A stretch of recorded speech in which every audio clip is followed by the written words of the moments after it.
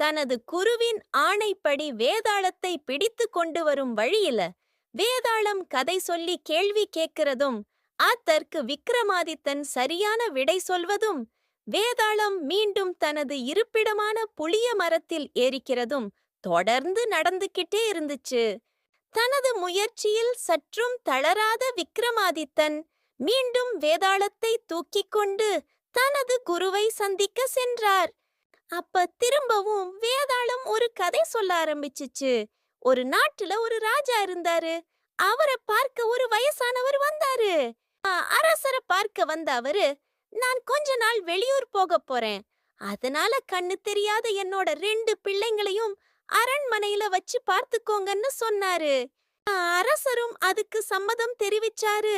அப்ப அந்த வயசானவர் சொன்னாரு, என்னோட பிள்ளைங்கள கண்ணு தெரியலன்னு சாதாரணமா நினைச்சிடாதீங்க. அவங்க 2 பேரும் ரொம்ப திறமைசாலிங்க. என்னோட மூத்த மகன் குதிரைகளை பத்தி நல்லா தெரிஞ்சவன்.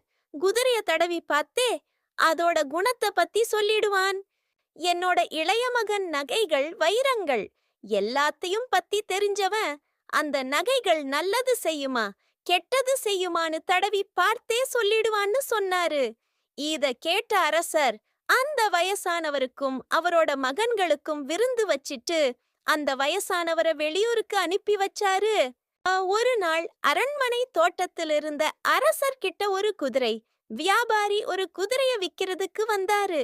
அப்பத்தான் கண்ணு தெரியாத மூத்த மகனை கூப்பிட்டு அந்த குதிரைய பத்தி கேட்டாரு. அந்த குதிரைய தடவி பார்த்தவன், இந்த குதிரை யாருக்கும் உதவாது, இது முரட்டு சுபாவமா இருக்கிறதால இது சவாரிக்கு ஒத்து வராதுன்னு சொன்னான். உடனே தன்னோட தளபதிய கூப்பிட்டு அந்த குதிரைய ஓட்டி பார்க்க சொன்னாரு. குதிரை மேல தளபதி ஏறி உட்கார்ந்ததும் குதிரை அவரை தள்ளி விட்டுட்டு ஓடிருச்சு. இத பார்த்த அரசருக்கு ஆச்சரியமா போச்சு. இன்னொரு நாள் ஒரு வைர வியாபாரி அரசரை பார்க்க வந்தாரு. அவரு கையில ஒரு பெரிய வைரத்தை வச்சிருந்தாரு. இந்த வைரத்தை உங்க கிரீடத்துல வச்சுக்கிட்டீங்கன்னா ரொம்ப நன்மை கிடைக்கும்னு வியாபாரி சொன்னாரு. அப்பத்தான் கண்ணு தெரியாத 2வது மகனை பத்தி ஞாபகம் வந்துச்சு. அவனை கூப்பிட்டு அந்த வைரத்தை சோதிக்க சொன்னாரு. வைரத்தை ரொம்ப நேரம் தடவி பார்த்த இளைய மகன், இந்த வைரம் ராசியானது இல்ல, இதுக்கு முன்னாடி அணிஞ்சிருந்தவரு சின்ன வயசுலயே இறந்துட்டாருன்னு சொன்னான். உடனே தளபதிய கூப்பிட்டு நல்லா விசாரிக்க சொன்னாரு. 2 நாள் கழிச்சு அரசர்கிட்ட வந்த தளபதி, அரசே, இந்த வைரத்தை இதுக்கு முன்னாடி பக்கத்து நாட்டு அரசர் தான் அணிஞ்சிருந்தாரு. இத போட்ட கொஞ்ச காலத்திலேயே அவரு நோய் வாய்ப்பட்டு இறந்துட்டாரு. அதனால இத நீங்க அணிய வேண்டாம்னு சொன்னாரு. இத கேட்ட அரசருக்கு கண்ணு தெரியாத 2 பேரை தன்னோட வச்சிருக்கிறது ரொம்ப பெருமையா இருந்துச்சு. அதே நேரத்துல இவங்களே ரொம்ப திறமையா இருந்தா இவங்களோட அப்பா எவ்வளவு திறமைசாலியா இருப்பாருன்னு நினைச்சாரு. ஒரு நாள் அந்த வயசான அப்பா தன்னோட மகன்களை பார்க்க அரண்மனைக்கு வந்தாரு. அப்ப அரசர் அவர்கிட்ட, உங்ககிட்ட என்ன திறமை இருக்குன்னு கேட்டாரு. அதுக்கு அவரு, என்னால ஒருத்தரோட முகத்தை வச்சே அவரை பத்தி சொல்லிடுவேன்னு சொன்னாரு. உடனே என்ன பத்தி சொல்லுன்னு அரசர் கேட்டாரு. அதுக்கு அந்த வயசானவர் சொன்னாரு, என்னதான் நீங்க அரசரா இருந்தாலும் உங்களுக்கு சின்ன சின்ன திருட்டு செய்யற பழக்கம் இருக்குன்னு சொன்னாரு. அப்ப ராஜாவுக்கு ரொம்ப கோபம் வந்துடுச்சு.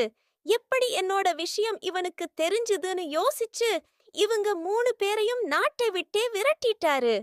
இதுல யார் முட்டாள்?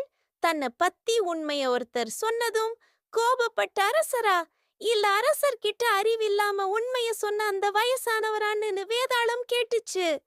உடனே இந்த திருட்டுத்தனத்தை சொன்ன அரசர் கோபப்பட்டதால அவரை முட்டாள்னு சொல்ல மாட்டேன், ஆனா உலகத்திலேயே யாருகிட்டையும் இல்லாத திறமை கொண்ட 3 பேரை இழந்ததால் அவருதான் முட்டாள்னு சொன்னான் விக்ரமாதித்தன். தன்னோட திட்டப்படி விக்ரமாதித்தனை பேச வச்ச வேதாளம் திரும்பவும் புளிய மரத்துல ஏறிக்கிடுச்சு. அடடா, இன்னொரு தடவை இந்த வேதாளத்துக்கிட்ட ஏமாந்துட்டமேன்னு நினைச்ச விக்ரமாதித்தன் இந்த வேதாளத்தை பிடிக்காம விடக்கூடாதுன்னு வேகமா அத தொடர்ந்து போனாரு.